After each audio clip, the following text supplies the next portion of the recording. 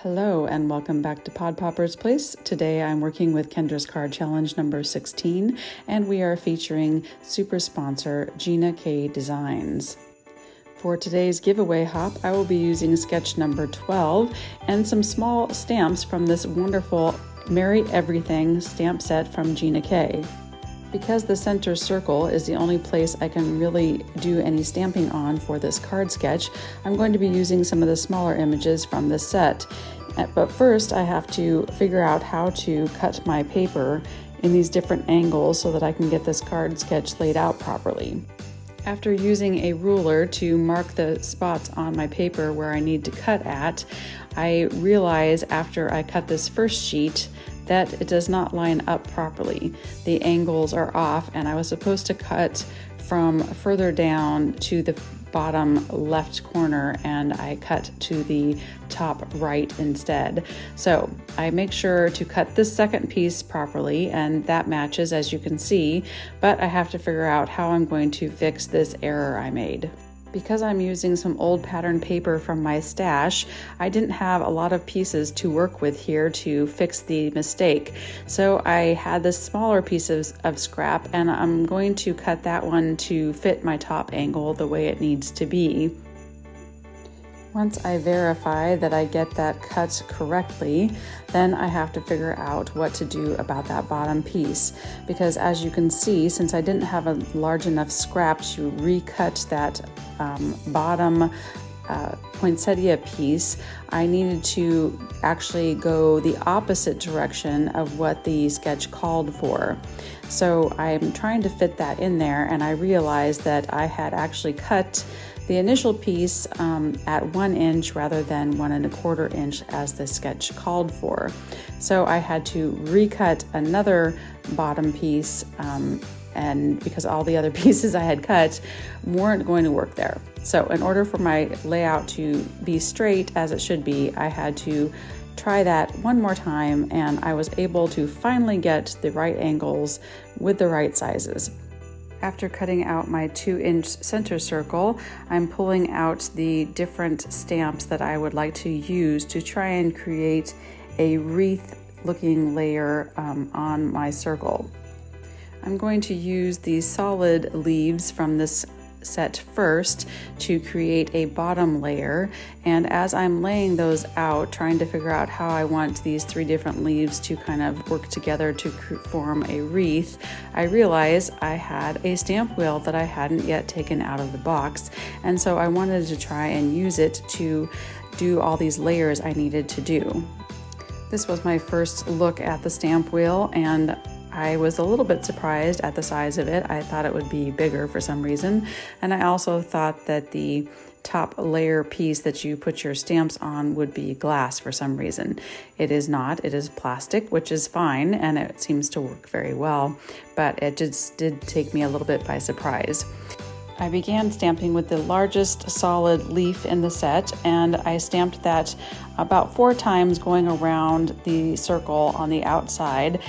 Then the layer on top of that consisted of the next 2 solid leaves working together to create another layer on top of the big ones. I used a second color for the top layer of the leaves, making them a little bit darker than the first layer. And then I used the smaller 2 of the berry sets. There's 3 in this set. And I used the smaller ones to create some berry accents on this layer as well. And here is a quick look at the close-up of the berries on that layer. Next, I'm going to use the open leaves that come from the set, and they have some open spacing to add a little bit of color inside if you so choose. I am going to just go ahead and stamp those out several times, and then I'm going to use the coordinating dies that you can purchase as well. And the nice thing about the set is that it does have the leaves as the same size no matter if you're using the open ones or the solid ones. They are the same size, so you just have the same die for both of those. Once I have my leaves cut out, I'm just going to stamp out some of these larger bundles of cherries, and I stamped those twice so that I get a nice dark impression. And now I'm going to use some double-sided adhesive tape because I'm using some metallic paper, and metallic paper is notorious for showing all of the liquid glue in places, so I'm trying to only use a liquid glue from paper to paper rather than on the silver or the gold type metallic paper. And I'm just trying to figure out how to put these layers on here. I don't want to cover up all of my original stamping, but I do want to make it look like there's some more dimension there by giving it these other layers on top. I am tucking these smaller leaves underneath the larger ones to kind of hide those stems, and then for the larger stems I'll be using the berries on top of those to cover those up. There is no die for the berries, however they are really easy to fussy cut out. As I'm putting my pieces together on top of my layer, I realized that there should be this line in between the two middle pieces, and so I'm going to leave this space between the middle and then try to get it really even around the edges, and so that I can have these papers be already lined up on the paper rather than trying to make them fit on there straight and evenly.